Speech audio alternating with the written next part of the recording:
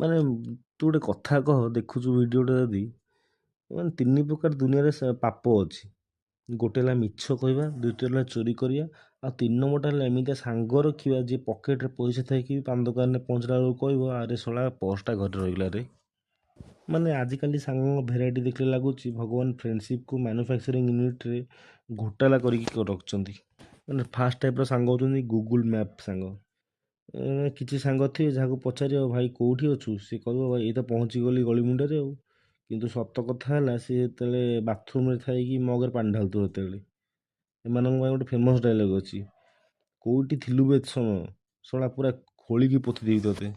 ଆଉ ସେକେଣ୍ଡ ହେଲା emotional blackmailer. ମାନେ ଭାଇ ତମର ଯଦି ସେମିତିକା ସାଙ୍ଗ ଅଛି ଫୋନ୍ କଲେ ଖାଲି କାମ ପାଇଁ କରେ, ମାନେ ତାକୁ ଏମିତି କହିବ ତୋତେ ମୋ ଜୀବନରେ ପଠେଇଲା କିଏ ବି। ସେ ସାଙ୍ଗେ ସାଙ୍ଗେ ମାନେ ଥିବ ମାଗିବ ଆବେ ଶୁଣୁ 500 ଟଙ୍କା ହବ କି କାଲି ସକାଳେ ପକ୍କା ଦେଇଦେବି, ପୁରା ମାରଣ ଖାଇ କହୁଛି। ମାନେ ସେ ତାର କାଲି ଆଜି ଯାଏଁ ଆସେନି। ଆଉ ଏମାନଙ୍କୁ ଦେଖିଲେ ଲାଗେ ଯେମିତି ମାନେ ଇଏ ପର ଡଙ୍ଗାରେ ପାରିବା ପାଇଁ ଆସିଛନ୍ତି। ଆଉ ଗୋଟେ ସାଙ୍ଗ ଅଛନ୍ତି ଶୋ ଅଫ୍ କରନ୍ତି, ଏମାନେ ସବୁଠୁ ଖତରନାକ।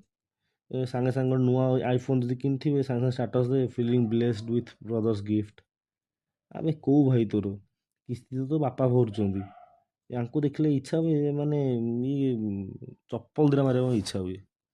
ଲାଷ୍ଟକୁ ଏତିକି କହିବି ଭାଇ, ସାଙ୍ଗମାନେ ଯେମିତି ହୁଅନ୍ତୁ ସେମାନେ ନଥିଲେ ଜୀବନଟା ପୁରା ସାମସଙ୍ଗ ଗୁରୁ ଫୋନ୍ ଭଳି ବୋରିଂ ହେଇଯିବ।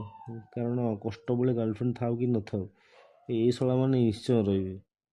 ଚିନ୍ତା କରନି, ମୁଁ ବି ଅଛି ନା। ପଇସା ନଥିଲେ କ'ଣ ହେଲା, ସାଥିରେ ବସିକି ଆମେ ଖଟି କରିବା ଆଉ।